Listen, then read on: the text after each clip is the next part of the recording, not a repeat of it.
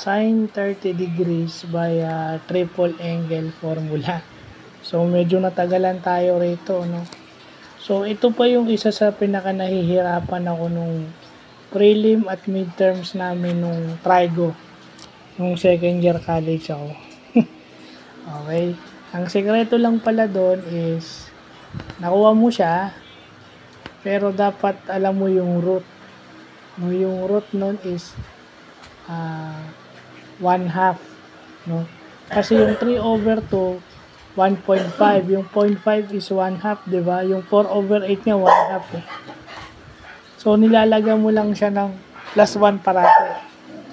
Yung 4/8 minus 3/2. So lalagyan mo na lang, ako nakuha ko dun sa Google, lalagyan niya ng +1.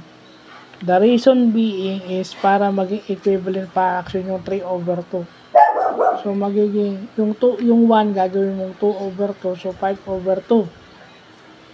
5/2, then sisimplify mo yung 4/8 o 4/8 which is equivalent nun 1/2.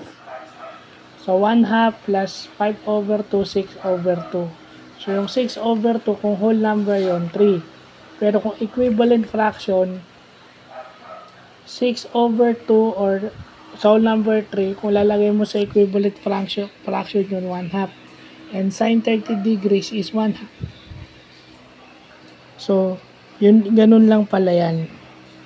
Ganun lang pala siya. No? So, yun lang po.